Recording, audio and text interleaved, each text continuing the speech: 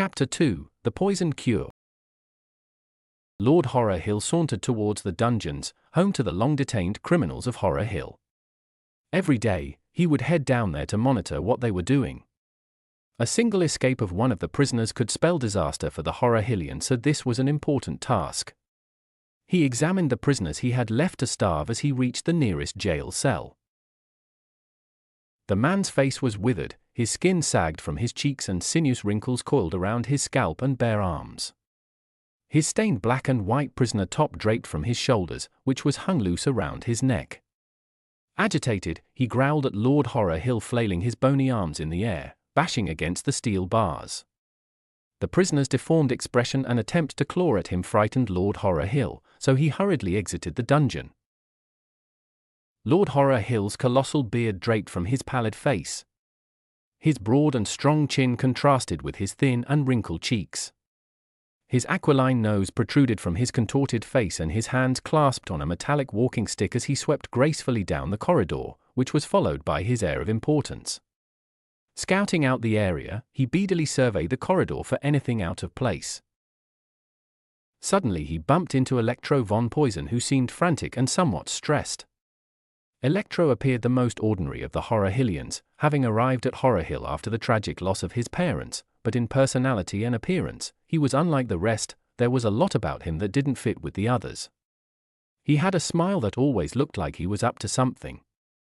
He darted past Lord Horror Hill, rushing towards the direction of the med bay. His beige suit flapped up behind him as he laid his hand on top of his flat cap, keeping it on his head. As Lord Horror Hill glanced at Electro, he caught a sudden shift in his manner and instinctively followed, intrigued by the change in the corridor's once quiet atmosphere. Electro had taken a turn into the med bay before the Lord could catch up with him. Hobbling down the corridor, Lord Horror Hill approached the med bay and peered through the glass in the door. The med bay was large and open plan, and a long countertop bordered the back wall. Towering shelves of medicinal equipment loomed over the room and the neatly arranged hospital beds. Opening the door, Lord Horror Hill was startled by the sudden stillness amid the hustle of doctors and nurses, who now stood motionless, staring in shock. Lord Horror Hill quickly realized a figure lay on a hospital bed at the room's center. It was none other than Butler Burns.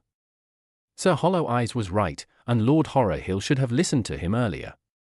Panicked voices filled the crammed med bay, and people surrounded the large, ornate pillars that were dotted around the room. Screams and cries of sorrow echoed across the walls, until the flustered nurse spoke.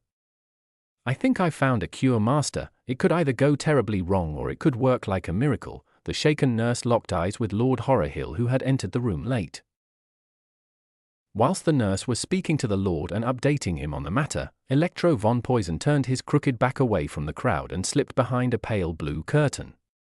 He caught a glimpse of the syringe which the nurse was about to use. Surreptitiously, Electro began to swap the medicine. Fixated on his mission, he changed the syringe, swapping it with cyanide, which luckily happened to be the same color as the original medicine. "Showtime," Electro whispered, swiping the curtain aside with a grimace, gazing at the sea of ground workers, members of the manor and doctors. "Shall I do the honors of injecting the butler with this cure?"